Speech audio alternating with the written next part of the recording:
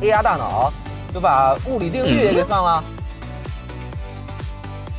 100公里油耗是这么低？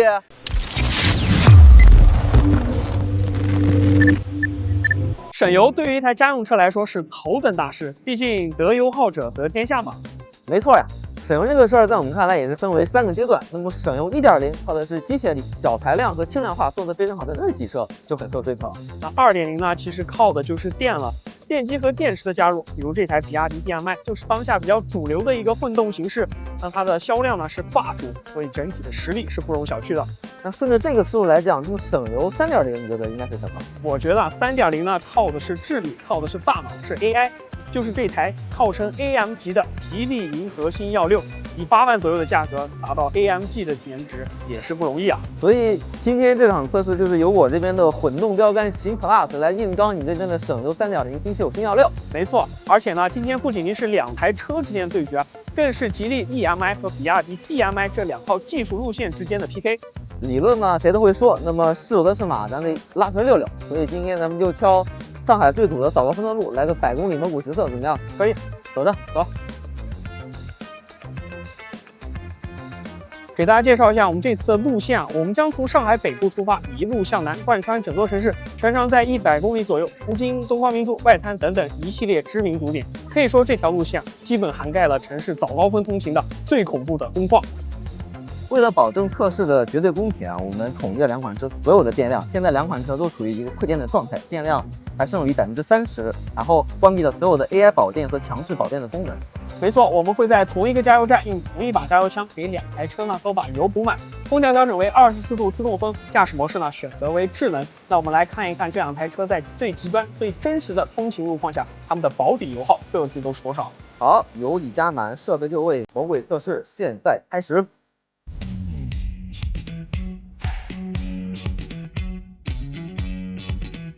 哇，这走走停停了快半个小时，怎么突然一下还下雨了？挺好，你那边情况怎么样？我现在这边的话，表显油耗大概是在3.8左右。我这边呢也是下了一点小雨，然后我现在看到我这边的平均油耗是2.8升每100公里啊，比你那边已经要好很多了啊。看到这个成绩，我心里可就更加有底了。哦，怎么说呢？你想啊，你的星耀6比我这秦 Plus 大了一圈，而且电池系统、动力系统又没什么技术代差，你块头更大，然后风阻和惯性都还更大。按照一般的情况下，在这么需要频繁启停的拥堵路况下，你的油耗凭什么要比我更低啊？确实啊，这个体型差呢是一个关键的因素。那我这边的车长呢已经接近4.8米了。那我之前在测试前呢也在想，这个体型差对车型整体能耗的影响，我觉得还是蛮大的。最终的成绩呢应该会有所反应。对啊，这就是非常现实的工程挑战。所以讲到这儿，我就更加好奇了。那真靠你开场说的那个 AR 大脑，就把物理定律也给算了？哎，那这话呢说到了今天最核心的对比啊。那 AI 大脑为什么能够弥补甚至扭转物理的劣势呢？其实我们要讲清楚这个问题之前呢，咱们还得先聊聊那套比亚迪的高效稳定的 DM-i 系统。您好，你给大家简单通俗的聊聊你那边的省油基础功是怎么炼成的？好，这名呢我就说一下这个秦 Plus 的 DM-i 系统，其实就可以把它看成一个实时的能量管理员，它能根据我油门的一些最细微的变化、车速的变化，还有电量的变化，去瞬间做出决策，该让纯电驱动还是该让发动机发电驱动，又或是该油电一起上，它是想得明明白白的。反正呢是要让发动机和电机总是要处在一个最高效的工作区间之中。这套系统其实已经效率很高、很完善了。另外呢，比亚迪其实也引入了 AI 的能耗管理，它能根据导航、车速还有一些外界的环境变化去实时的优化这个能耗。不过呢，它的核心还是在于这套已经千锤百炼过的 DM-i 系统。没错 ，DM-i 呢是一套成熟稳定的混动系统，那也算是混动系统这个领域的标杆了。那我这边的吉利银河星耀6呢，它尝试的是另一种不同的解题思路，它是想跳脱出这个框架，用未来的路况呢来进行一个全局的规划，不仅仅是局限于眼前几米的距离啊。它的云端计算中心呢，能够提前识别到未来几百米甚至几公里的一个路况变化，包括上坡、下坡、施工、拥堵、红绿灯等等等等，进行一个综合的考量和计算。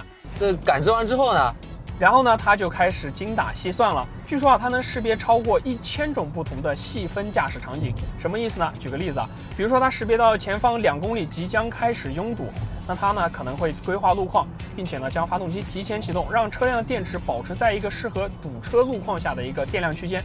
那如果说识别到前方有一个大下坡，那它也会第一时间停止用油，转而用电。那在下坡的时候呢，电量能够得到一个有效的回收。这就是我们常说的省油靠算力不靠脚法的原因。它能将驾驶习惯、路况这些变量呢也统一纳入计算，让整体的省油呢变得更加的自动化，更加的无感。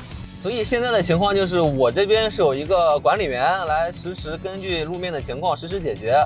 那么你那边就像有个预言家，能够提前感知路面的情况，然后提前布局。所以现在其实不光只是车跟车之间的对决了，还是2颗 AI 大脑之间的较量。不过呢，这个概念啊，听着都很超前，很玄乎，实战效果到底怎么样，我还是挺怀疑的。一个成熟可靠的系统能交出怎么样的答卷？最重要的是来看看两边的 AI 系统谁更智能，谁更聪明。那到底能取得怎么样的油耗表现呢？我们还是要看最终的成绩说话。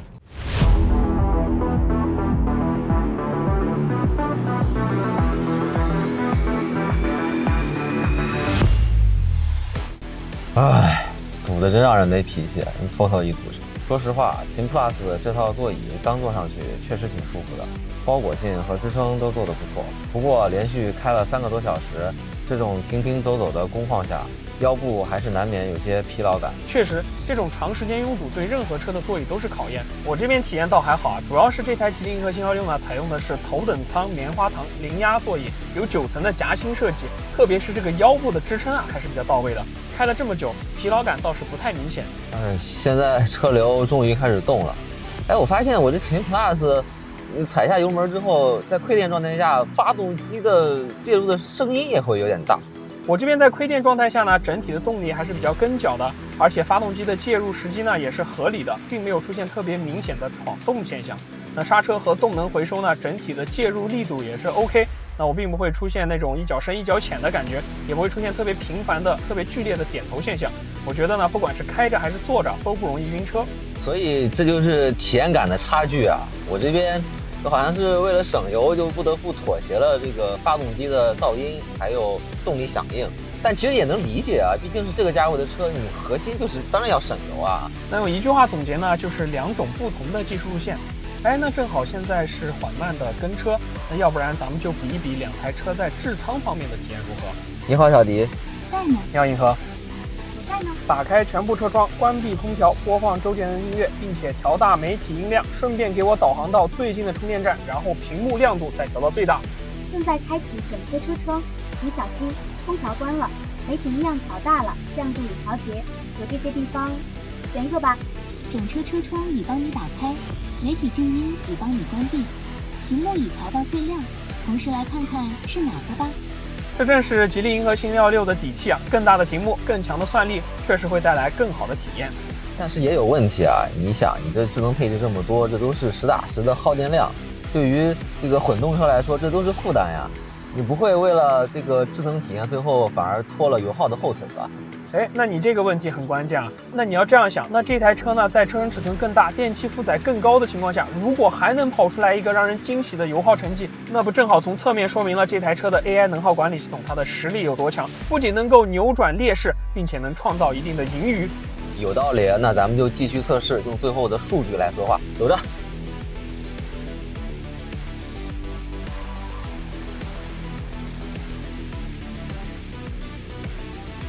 好，我的这辆秦 Plus 它的100公里油耗已经出来了，是3.5升。在这样拥堵路况下，依然有这样的成绩，果然是非常出色。DMI 系统名不虚传啊。而我的这台吉利银河星16呢，它的100公里油耗是2.9升，这么低？没错，这个差距还是非常明显的，确实也让人很服气啊。毕竟比星16这个块头更大，然后智能配置还更加丰富，实测油耗反而是更低。没错，兄弟们啊，摆在眼前的数据呢是最有说服力的。其实今天呢，不仅仅是几升油之间的差距，更是宣告一个靠算力节油的时代呢已经到来了。没错，现在选车呢，不仅是在选一个省油的工具，还是在选一个会思考的出行伙伴。它能理解路况，更能预见需求。这种预判式的省油，相比于响应式省油，确实有一个技术代差存在的。这样一来呢，省油靠脑不靠脚，新手也能轻松实现低油耗。告别单一的机械优化，迎接 AI 的能耗管理。兄弟们，靠算力省油的时代呢，已经到了。那么以上就是本期 Lab 测试的全部内容了。关于今天的这2种技术路线，你更看好哪一种？欢迎在评论区留下你的看法。 OK， 那我们下期再见喽，拜拜。